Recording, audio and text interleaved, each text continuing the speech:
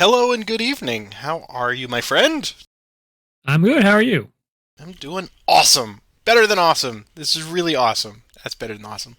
Well, I want to welcome you personally, of course, and I want to welcome anybody watching this out on YouTube. We are starting, I guess, a restart of this little project of ours to set the stage for you tonight. First of all, we started doing this recording of Commands and Colors Ancients 3 years ago now. Wow, I can't believe it. And after 100 and some odd individual scenarios played twice back to back, we finished and we realized it would be nice for you, the viewers, to go back and polish up some of the rough edges that we had from the first few games that we did. One of the things that was probably not the greatest idea when I first started doing it was I thought it'd be cool to put background music. And then I realized, oh, first of all, copyright. That's not good. And second of all, I tend to edit and I chop out a lot of stuff, so music becomes very unharmonious when you chop out very significant pieces of it. So we're going to do this without the music because I don't think it needs it. The action speaks for itself. And what we wanted to do was go back and just redo this first, definitely the first one, maybe a few, and see how it comes out and impart some of the stuff that we've learned through all of our playthroughs of these once again and give it a quasi-tutorial feel. Now, I do already have a getting to know how to play Commands and Colors here on the channel. So if this is your first introduction at all, feel free to watch that one. It is on the playlist here. And that will get you up to speed. We're going to do a little bit of that tonight. We're going to, very broad brush strokes. We're actually going to play this tonight. We're not too worried about it. We are going to play it back to back. So we will see ultimately how many banners each of us can capture in 2 plays.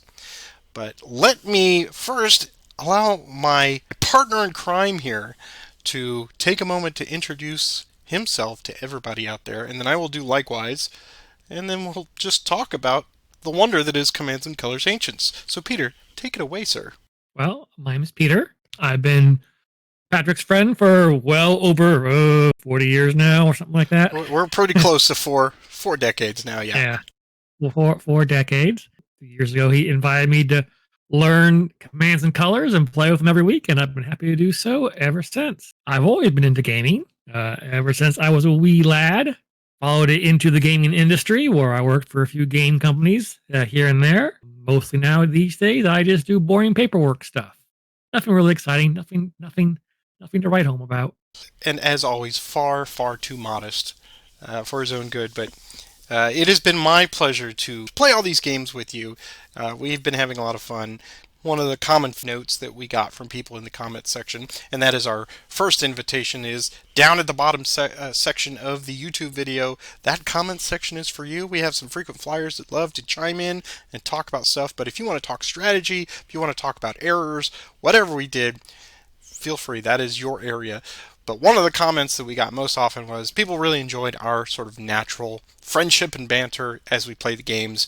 You get that die roll, and sometimes you just blurt out things that are going to come out. And I know that, as my good friend, I can say these things because it's the heat of the moment, but it means nothing to that person's feelings. So let me tell you about myself. My name's Patrick. This is my channel.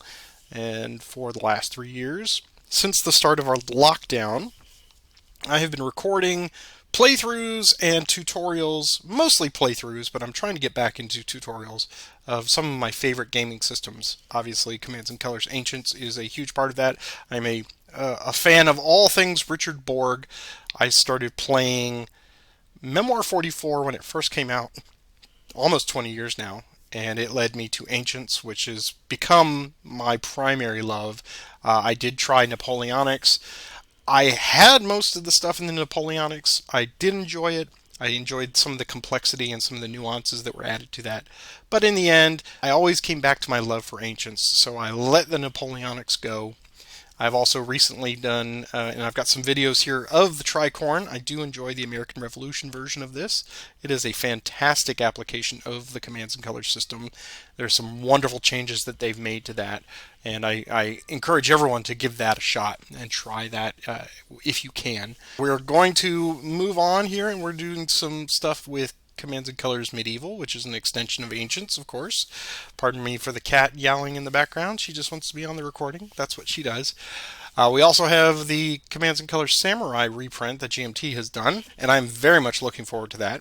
I've also played Battle Lore, and the only one I have not played yet is Red Alert, or actually Red Alert or the Great War System. So either one of those, I'm sure they are fine additions to the Borg catalog, but I have not played those.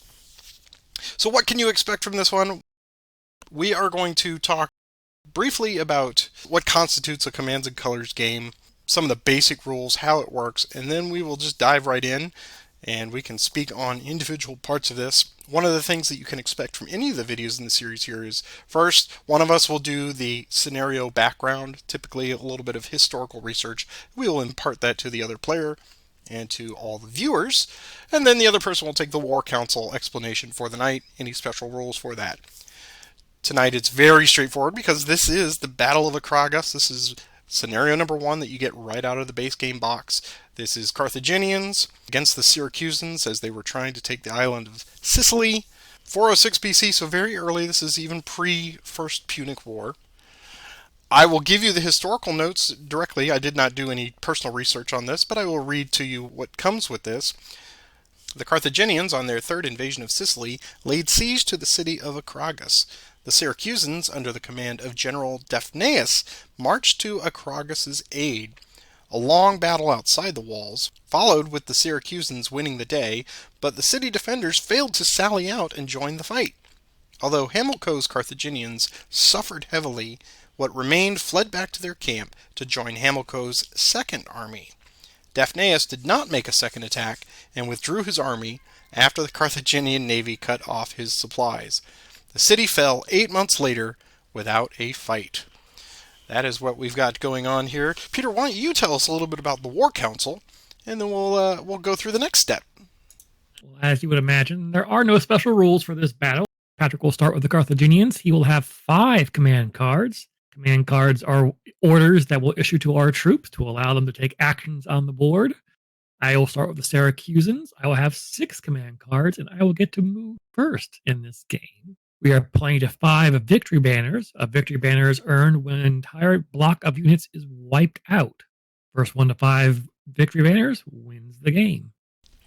Excellent as always. There's really not too much to the first scenario here. This is exactly what you would expect of any game. That first scenario is meant to dip your toe in the water and see if you like the system. With this tonight, we're not going to go too specifically into the play mechanics for Commands and Colors Ancients. Do have videos for that, but suffice to say, with the 5 command cards, we are going to be activating a variety of our units here. You're seeing me put the highlight on them.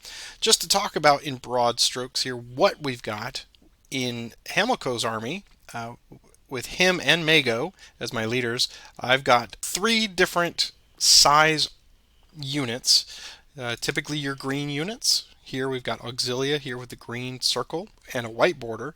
We've got light bowmen here also at light. So those are the smallest units. They're the most flexible. Typically they can go up to 2 hexes, and typically they have ranged combat capability. And then in the middle you have the medium units with the blue triangles. And they are a little bit heavier. They will oftentimes move only 1 hex if they're foot units. But they've got a little bit of punch to them. They've got 4 dice in this case. And then we've got the red squares, which are heavy units. And you've got heavy foot units down here. And with Mago, those are the heaviest armored, usually with a large shield and spear or a greatsword. That is your big damage dealing units. They will roll 5 dice in combat, and they can decimate your enemy quite quickly. So any army that has those ahead of it, they'll carve a swath through the opponent, but that could go both ways too. Peter, tell them a little bit about how a player turn works.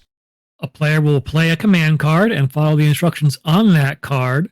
That card generally is divided into one of three sections of the board: right flank, left flank, or the center. You'll order those units into action. First, you must move your units, and then, if you're able to, you may engage in combat. There are two types of combat. There's melee combat, in which blocks that are adjacent to each other will be rolling off against each other to see who can deal the most damage. The attacker will attack first, dealing their damage. Then, if the opponent survives, they get to retaliate, rolling their dice. Even though a unit may lose blocks, they'll always roll their full amount of dice. The exception of that being a unit called Warriors, which have a special rule about how many dice they can roll. The other type of combat is ranged combat. Those are typically bowmen or slingers, and they can fire at range. Their range varies. Spearmen have a range of 2 hexes, where bowmen and slingers have a range of 3 hexes. Again, they'll roll dice. The only difference being is the opponent will not be able to retaliate against those ranged attacks. And that is one of the big differences between this particular version of Commands and Colors and some of the others, where they have tweaked that. In this case, with Ancients Combat, even if you are reduced down to the final block of a unit, they are still fighting at full strength. Some people don't like that, but I think it works very well and simulates this pretty well, because unit cohesion is so important with this. One of the other factors here is leadership. You see that some of these units have leaders, named or otherwise, attached to a block.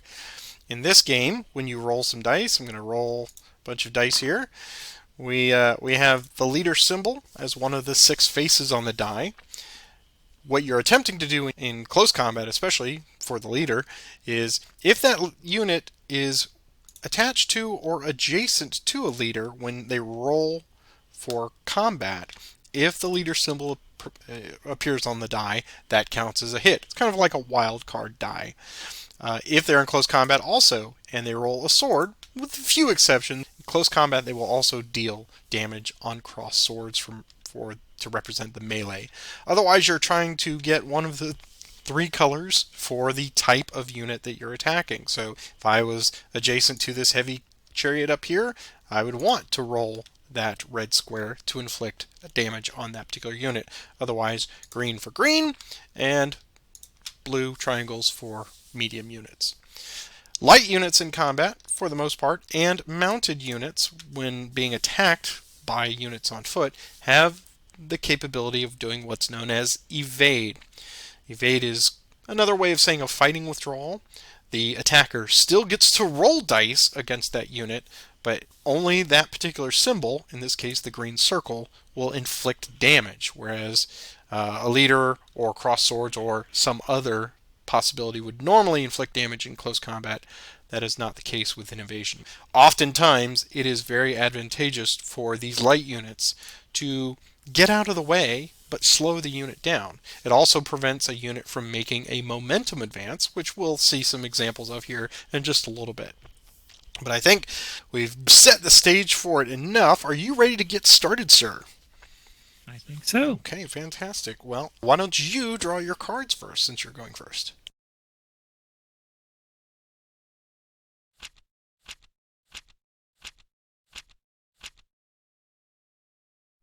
I have 6 cards. All right, and I will take my 5 cards. And I've got them. So I will wish Peter all the luck here in this first game. And as we're going through the steps and the processes, we will explain exactly what we're doing. So this is your opportunity to kind of see a typical game in motion. We don't want to over-explain it, but we do want to make everything aware to you. Enjoy. So this card is leadership any section. So I get to issue an order to units under 1 leader's command. So it's the leader's hex and 3 adjacent linked hexes. Or, if that's impossible, order 1 unit of my choice. So in this case, I'm going to order these 4 units.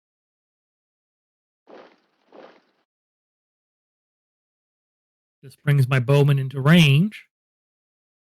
So they'll be able to attack now. And they're going to target Patrick's bowman over here. Now, typically, bowmen roll 2 dice when they attack, but since they move, they only get to roll 1 die.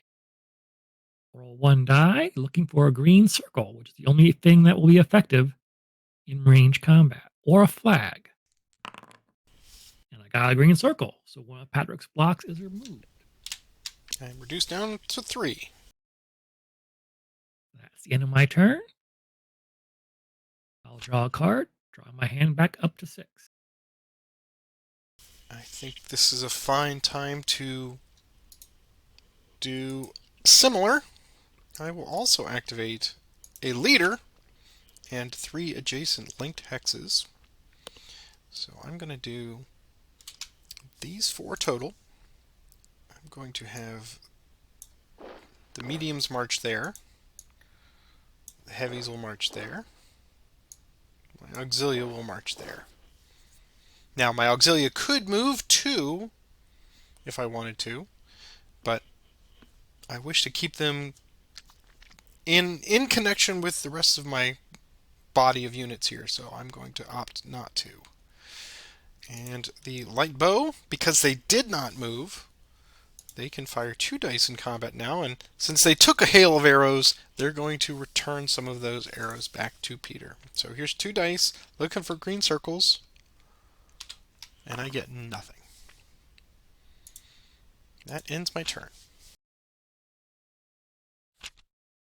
Outflanked, issue orders to 2 units or leaders in both the left and right section.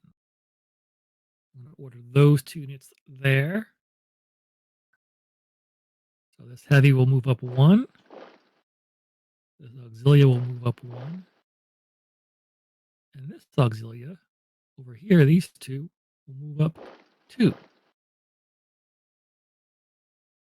that is their turn. I will activate 2 units in the center.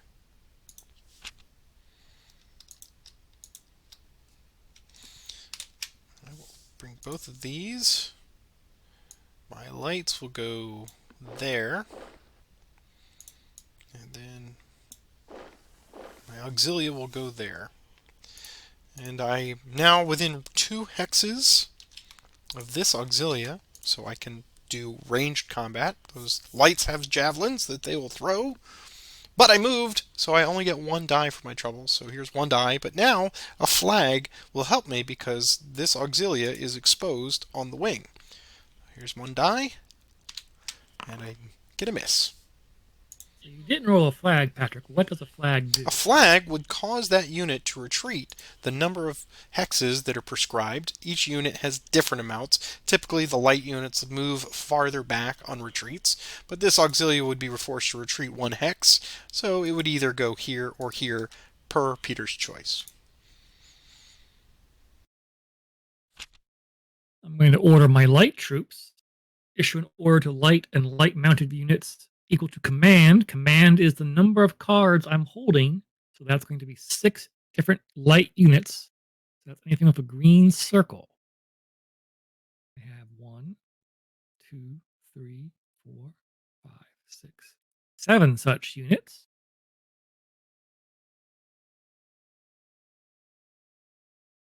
I'll be ordering those 6.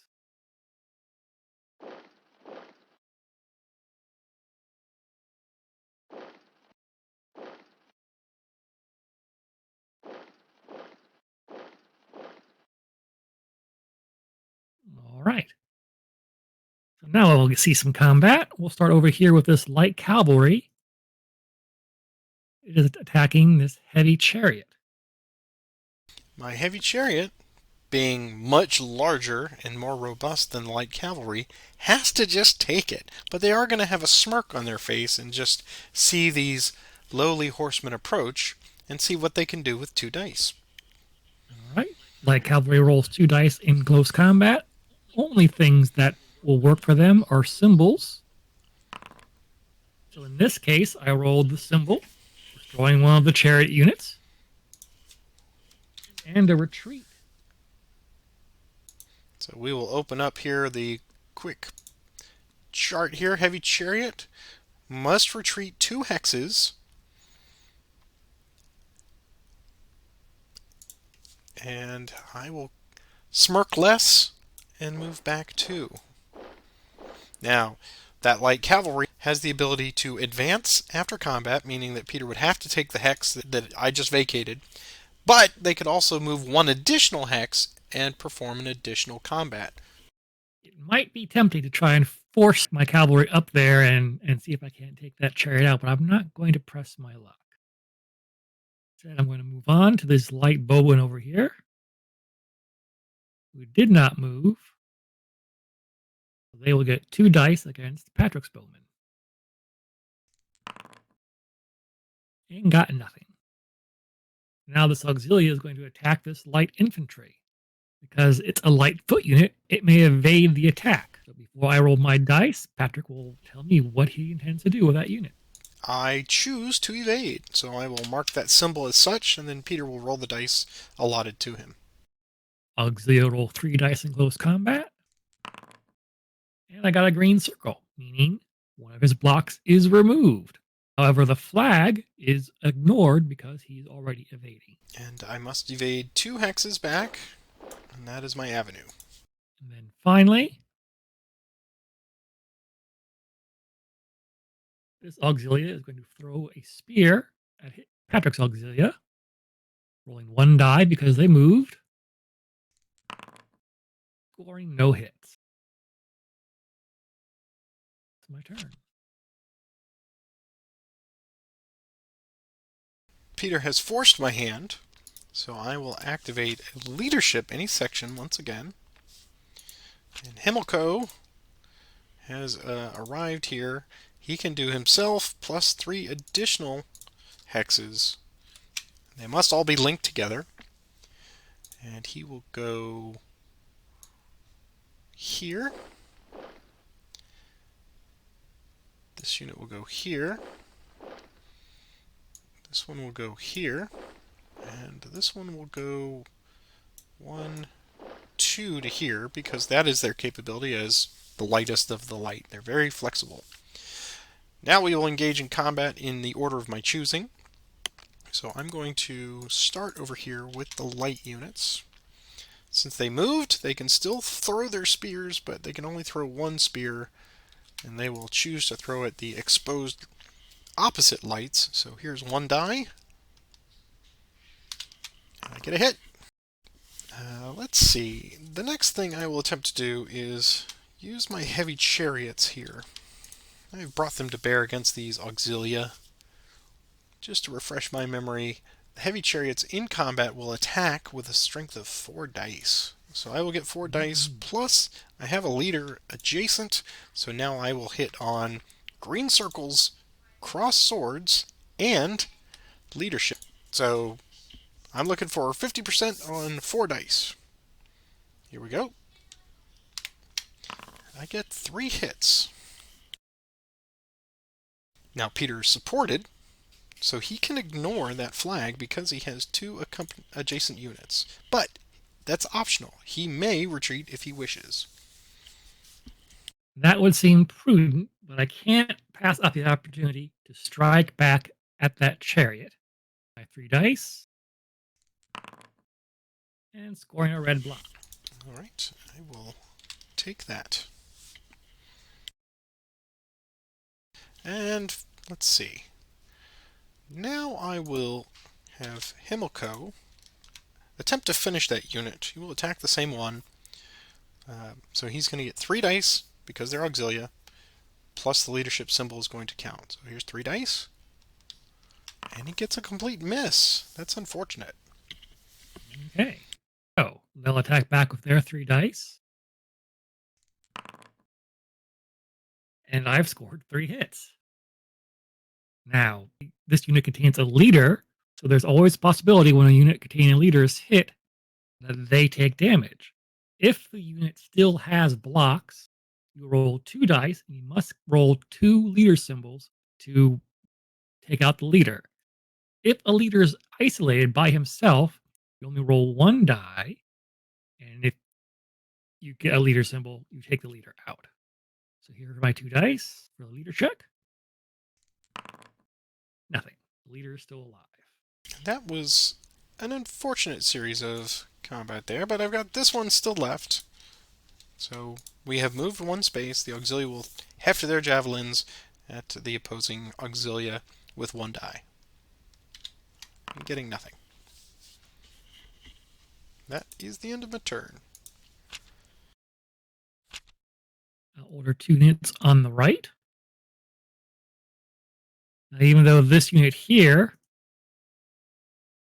is straddling the line, it counts as being both in the center section and the right section. I'm going to order both these auxilias to fight. This first one will attack Himmelko and his auxilia, rolling 3 dice. Ooh, and scoring no hits. Now, if I had a leader in my unit, those leader symbols would have counted. We cannot overemphasize the importance of having good leadership nearby. So I'm going to retaliate now with 3 dice, but I do get the leader symbol. And I get 1 for my trouble. And now I'll follow up with this other auxilia. Even though it's down to 1 block, I still get to roll all 3 dice against Himmelko and his auxilia.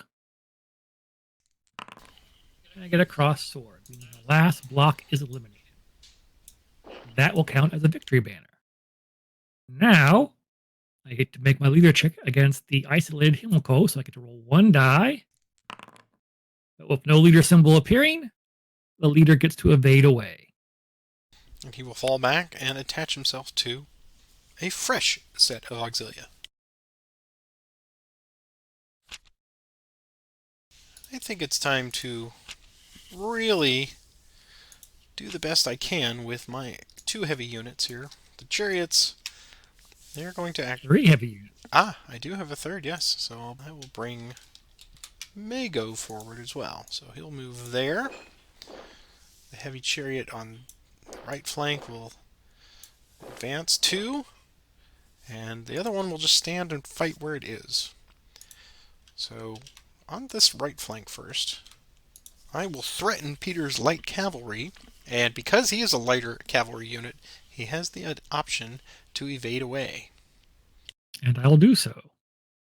So I will roll my 4 dice, and only green circles will count. And I score 1.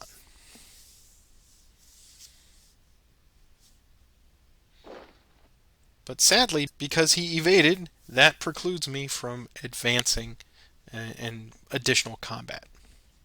Over here, I will just attack in place this auxilia. And they do not have the option of evading because they have more heavily armored unit. So they have to stand and take it. So I will now roll my 4 dice and see what I get. And I do hit. And now, just consulting my chart again, the heavy chariots have the capability of advancing and battling again. So I will take this opportunity to advance into that hex and now do a follow-up bonus combat against the other auxilia there. And once again, rolling 4 dice, getting only a retreat, which he must take.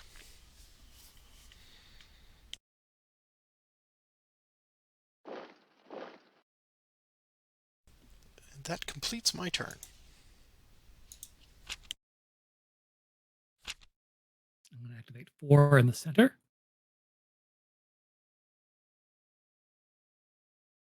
Those 4, they don't have to be adjacent, but in this case, I will be ordering adjacent units together. This auxilia will move here. These 2 heavies will move up here, and the bowman will not move. The bowman will strike first. We'll target Mago and his heavy forces by rolling 2 dice and scoring nothing.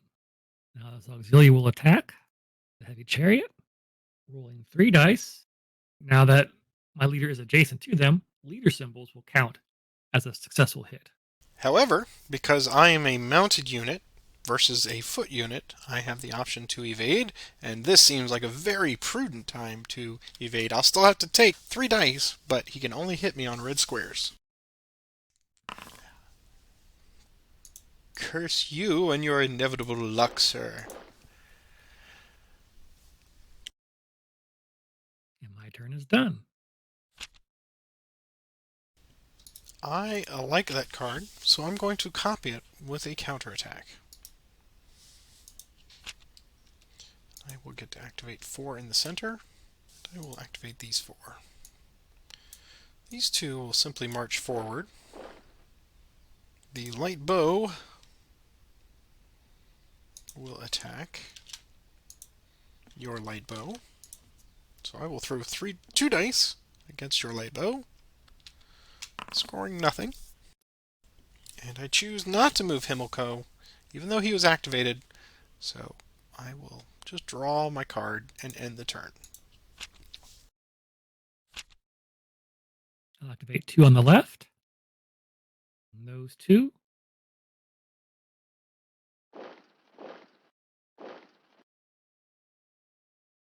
And this light cavalry will attack the heavy chariot, rolling 2 dice.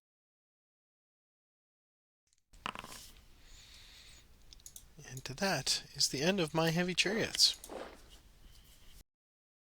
And I will not advance with the cavalry. I will now activate 3 on the right, seeing threats on that flank. I have 3 units, so I'll activate all 3.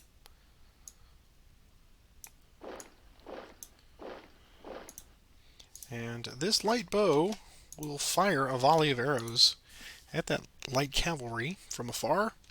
My line of sight is open. Even though one of the 2 hexes is occupied, I can still see through to that unit. So I'm going to throw 2 dice and see what I get. I score a retreat. So I have to retreat 4 spaces, which is the movement of the cavalry unit.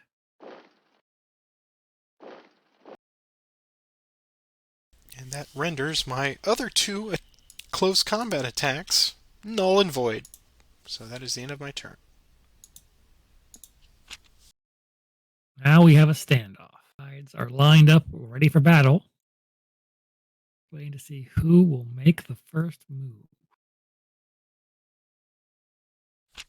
I'm going to order 2 units on the right, being those 2.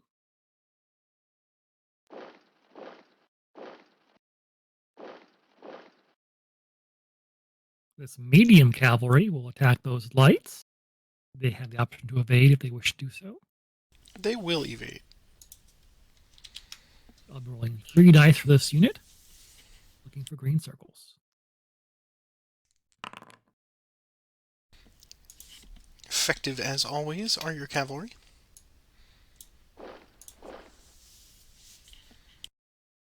And then my light infantry moved 1 will get to throw its spears, and it will throw at Himmelko's auxilia. And miss. I will spend a double time card, which will allow me to move a block of 4 units up to 2 hexes and still battle, which is very effective for these medium and heavy units here. This is only for close combat, so even though I'm utilizing the light bow here to activate, that's part of the block, but they do not get to do any firing. So if I want to use them, I gotta march them. But I think I'm going to do 1, 2, 1, 2, and 1, 2 to there. Let's see, and I'm going to move 1, 2 to there. When I get that light bow adjacent to his light bow, that will now prevent them from firing, and likewise. Okay, so we're going to start with some combat here from our mediums. We're going to attack those auxilia there that are exposed with 4 dice, because they're medium units. And I will hit on green circles, cross swords, or the leader symbol because I've got Mago adjacent. So here's 4 dice and get 3 hits on that Auxilia. So even though I lost 3 blocks, I get to roll my full complement of 3 dice back to retaliate. Only 1 hit across sword. I will now move on to this Auxilia down at the end. I don't have leader present, but I've got 3 dice against his 1 block, so I'm hoping that the numbers will be in my favor. So here's 3 dice, looking for a cross sword or a green circle, and I do.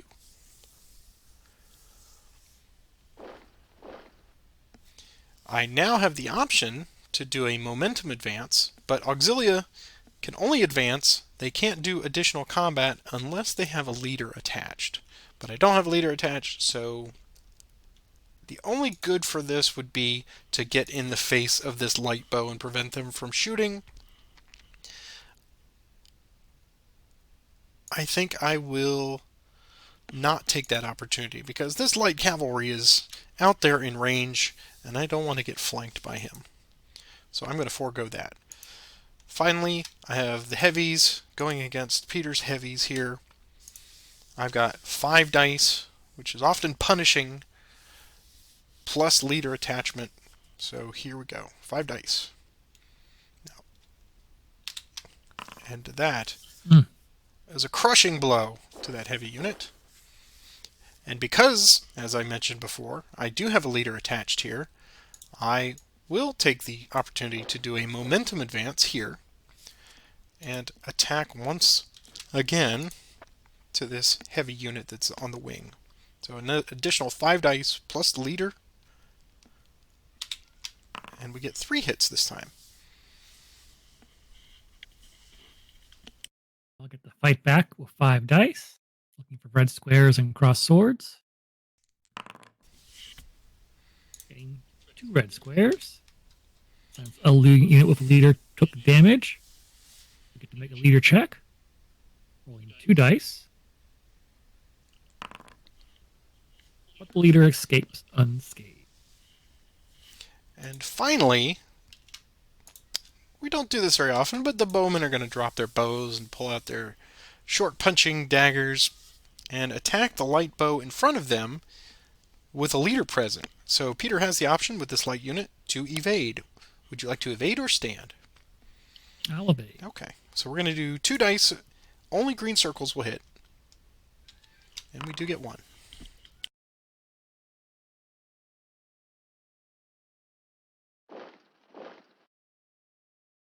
And I believe that will be the end of my turn.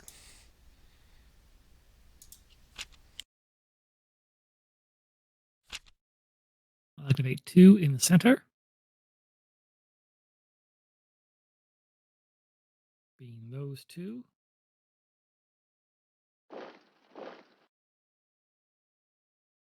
This heavy unit that's down to 1 block will not move. They will continue to fight on. As brave Syracusans,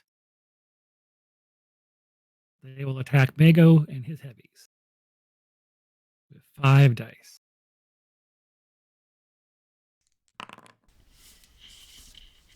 Not quite get the job done. Only scoring 1 hit.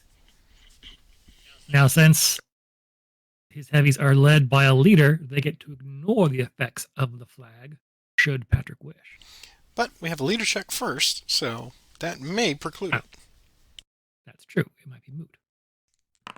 Oh dear! Oh dear, indeed. Mago has fallen. Curse my terrible luck. He will also count as a banner, and now that heavy unit must retreat. Well, all right then.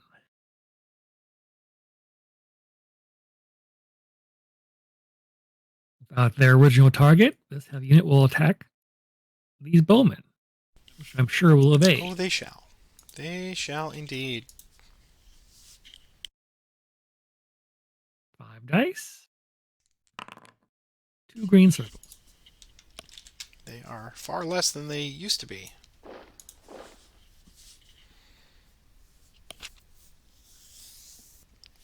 Well, fortunes have changed a little bit there. So I think what we should do is perhaps play another double time. For those of you who've not Right, met, this is yes. Battle Cat, and she likes to be meowing in the background. So let's activate this block of 4.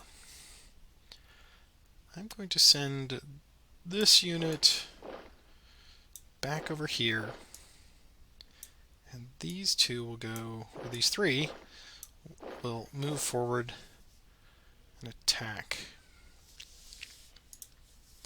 Alright, so we're going to start with the Auxilia first, because they're in the center. They have leadership adjacent, so I'm going to do 3 dice, looking for leader symbols plus cross swords or red squares. And I get just 1. They'll fight back with 5 dice. Scoring 3 hits. And a retreat if Patrick wishes to take it, but he is supported, so he doesn't have to. I will take it. Don't want to give you a free banner, but it's getting pretty close so far. Now we will attack with the mediums on that same unit with 4 dice. We score a hit, plus 2 retreats that Peter must take.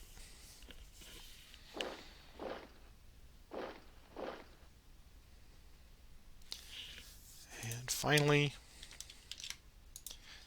an ill-advised charge here. Himmelko will go against your leader with 3 dice plus leader bonus. We get 2 hits for our trouble. Here's a leader check. And no such luck. All right. They'll retaliate with 5 dice. Scoring 2 hits. And a leader check. He's fine. And there were 1 banner there. I will stay where I am. See if we can't protect that Auxilia behind me. Alright, that is the end of my turn.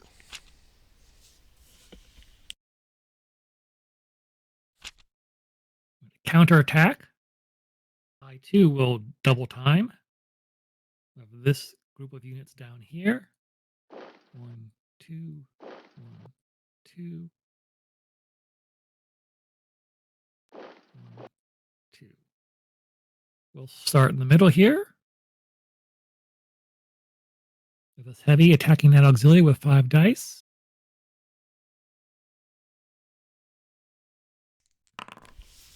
And And they score a green circle and a cross sword. that will complete the first battle. Peter has won with 5 banners to my 3. That was a very, very good game. The wonderful randomness of Mago falling is great for the narrative, but it completely derailed my initial battle plan. I got some very lucky rolls in this battle. It was good. Sadly, the heavy chariots are what Peter liked to refer to as glass cannons because they attack at a 4, but they are going to get eliminated pretty quickly because they're only 2 blocks. Which, you get a chance to use them, great. I was able to soften some of these auxilia here. So what will happen now is we will hit pause on the recording here. We will take a few minutes, get a sip of water. I will reset the game, and then Peter and I will switch sides, and we will take it again. And then at the end of the night, we will total up the amount of banners captured by both players in both plays, and ultimately, whoever has the most banners will win the scenario for the night. And that's what we do over and over again, week in and week out, with each of the different scenarios. So we will be right back. And we are back with round 2, as we do each week. And we reset the sides. I am now going to take the Syracusans, and Peter will have the Carthaginians, and it is my goal to see if I can score 5 banners tonight, while potentially holding Peter to 3 or less. So I will draw up my cards. get one more. I get 6. Here we go. Well, once again, sir, good luck to ya. Good luck. I'm going to start off with 3 units on the left. I'm going to do 1, 2, and 3. I will move this heavy over to here. I'll move this auxilia up to here. And I will bring these light cavalry right up to your heavy chariots, just like you did before. So I will get 2 dice. Crosswords do not count for these light units, which is okay because the heavy chariot can ignore 1 crossword. So I'm only looking for red squares. Here we go. And I score nothing. Now, even though the heavy chariots roll 4 dice when they attack, when heavy chariots only roll 3 dice. And a retreat. Alright, so back from whence they came. Put them on the end there. That is my turn.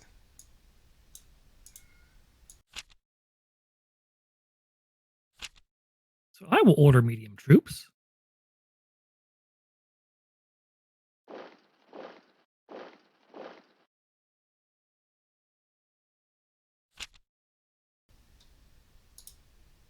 I'm going to activate 2 units on the left again.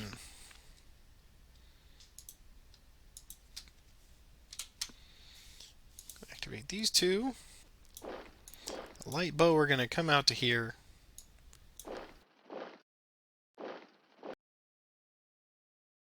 Light cavalry will charge the heavy chariot again. So we'll start with the light bow here. I'm going to shoot 1 die at your medium on the wing there. Getting nothing. And then once again the light cavalry goes after the chariot with 2 dice. Also nothing. Okay, it retaliates with 3 dice. 2 cross swords. 2 cross swords, 2 hits. And that is all.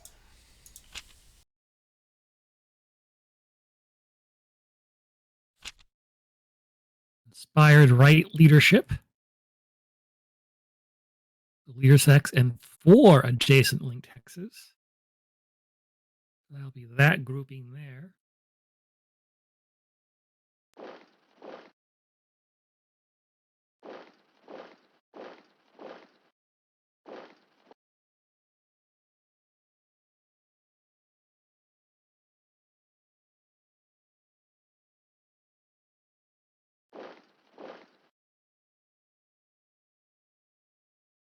We'll start first with Mago and his heavies attacking that light cavalry. What would it like to do? And they will certainly evade. 5 dice, looking for a green circle. Just got it.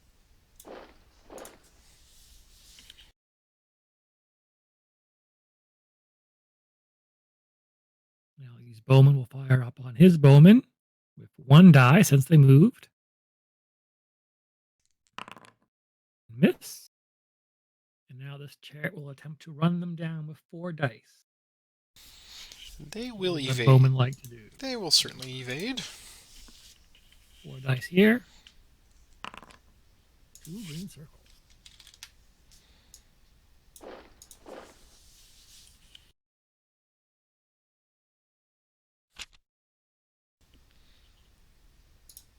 I will issue in a coordinated attack. It will be these 3 units. Daphneus will go there. Dionysius will ride forth there. And this light bow will simply loose a hail of arrows on that chariot with 2 dice. Getting a hit.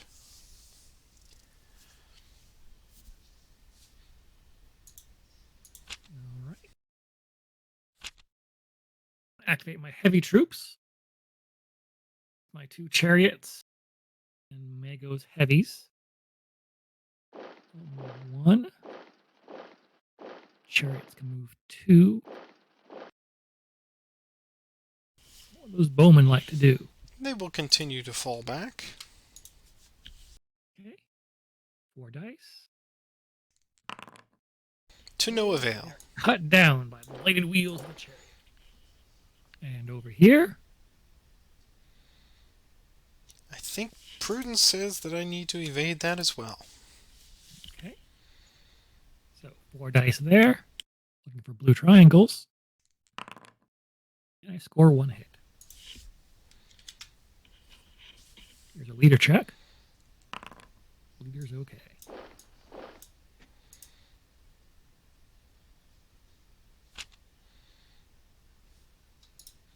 I will now order my medium troops. I only have 1. I will charge Dionysius back into the fray. And he will attack that heavy chariot. See. Fell back and rallied for a countercharge. All right. The only advantage he has is he will get to ignore 1 of my swords. So here's 3 dice, but I get my leader bonus. And I knock it out. And since there's nothing worthwhile in range, he will stand where he is.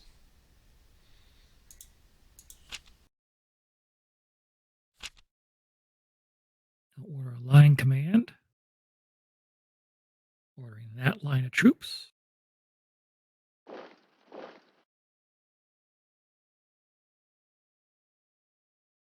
And fire an arrow at that auxilia.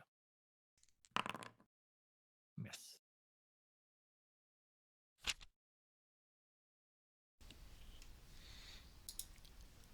I will issue the same order of line command.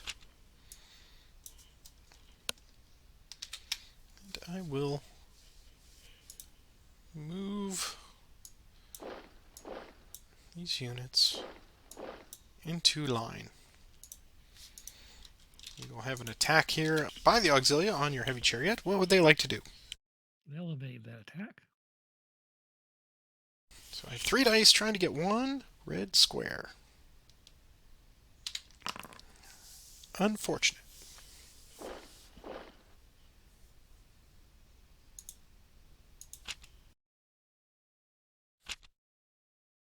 Three units on the left. Being those 3.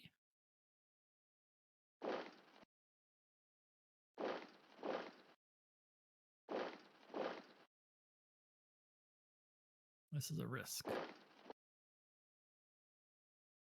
What is it that you always like to say? You have to... Risk it for the biscuit. Mm. All right. Light cavalry going up against the medium cavalry. 2 dice. Looking for some blue triangles. Didn't get any. Leader present, that means he could ignore the flag. The songs will turn to dirges, is my hope. So here's 3 dice back with leader bonus. And we force a double retreat, which... 1, 2, 3, 4. And I can't retreat anymore. So I have to take 4 more retreats. Each retreat I can't take costs me a unit block, so that destroys the unit. Colonel flag, everybody. All right. I will order my mounted unit.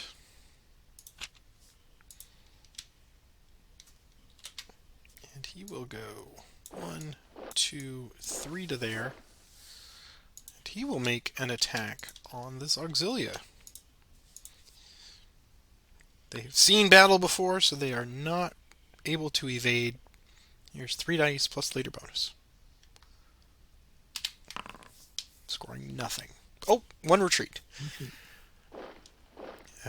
I can advance, move 1 additional hex, and then attack again, which I will. So 3 dice once again, plus leader, forcing a double retreat.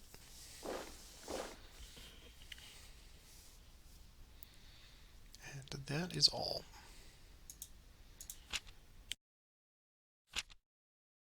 Line command. This line of troops here. All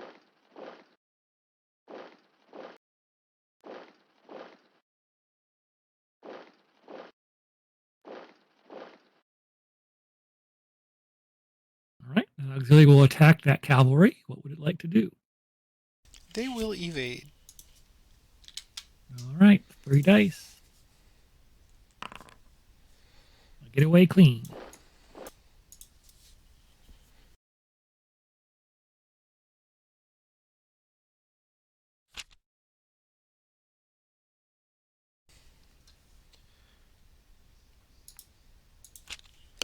The trap has been sprung.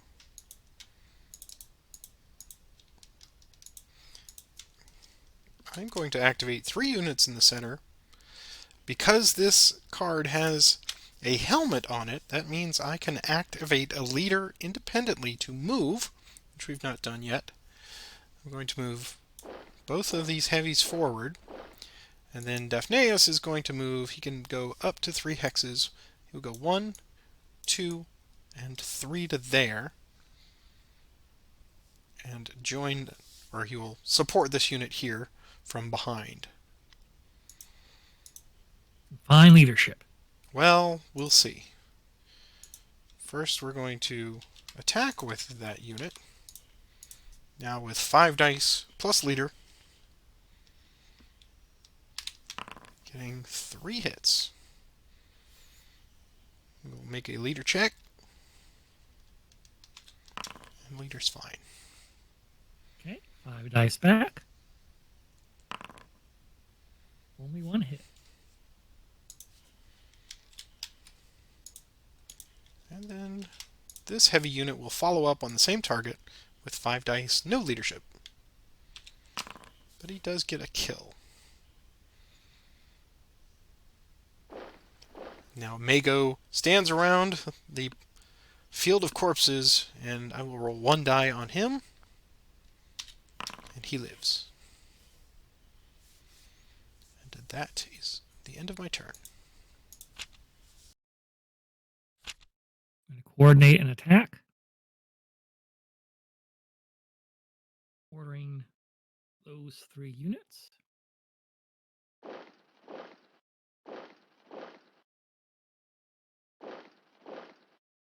Start over here, and we'll go order his auxilia to throw spears at Dionysus. And miss.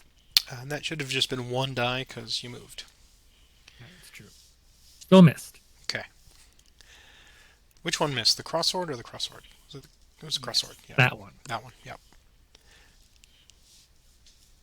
All right. These medium infantry will attack the heavy infantry with 4 dice. Ooh. 3 leader symbols. 3. Adjacent. Wipes them out. Mega will direct his forces to the other heavy cavalry infantry unit with 4 dice. Going only 1 hit, but 2 retreats.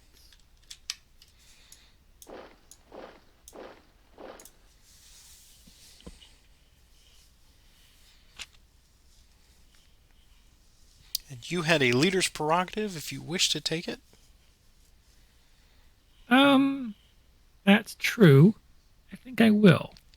I'll advance and I'll attack that infantry.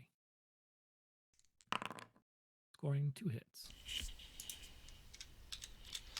I will get 3 in return. And nothing.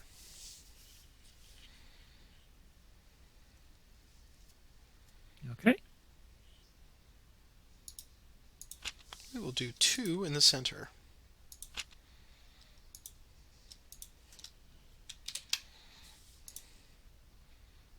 This heavy will move here and join leader, and the light bow will simply fire. We'll start with the leader attacking first with 5 dice plus leadership in the heavies. That is an incredible wipeout. Quite a wipeout. Have Daphneus move forward and attack again with 5 dice. Plus leader bonus. Getting 3 hits this time. 1 leader check. He's fine. Okay. Mago and his infantry fight back with 4 dice, scoring 2 hits.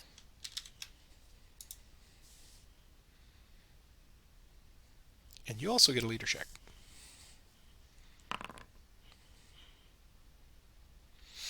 Okay, and these light bowmen here will fire on your light bow with 2 dice, getting a hit.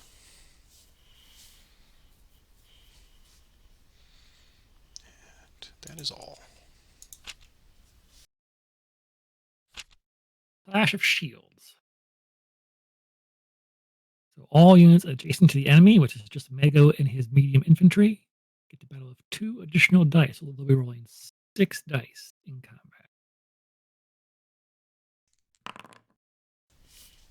Just barely. And leader check. He lives. Daphneus will fall back 1, 2, 3, I believe. Okay. And Mago will stand pat.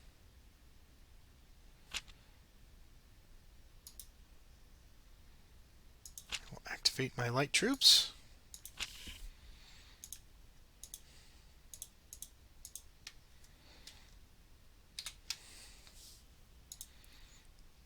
This unit will move forward.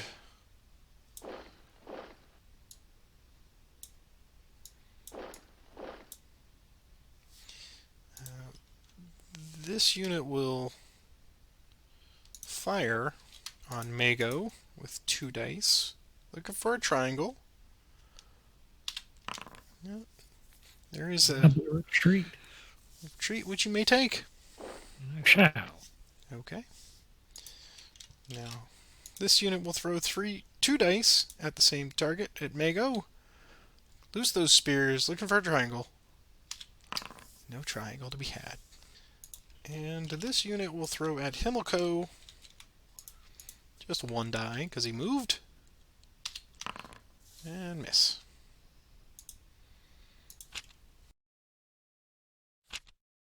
Gonna have to double time it.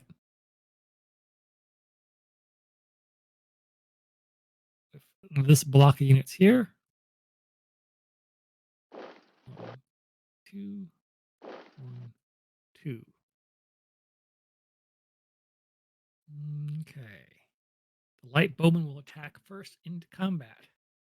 Drawing their punch daggers. They'll roll 2 dice. And score a leader hit. Okay. And I will give you 3 right back. Killing them. Oh! Killing them for the How about victory. that? This game has everything. Thrills, chills, and spills. So, the final score as we shake things out. In Game 1, Peter had 5 banners. I had 3. In Game 2, I have 5 banners, and Peter has 4. So, final score is I have 8 banners for the night.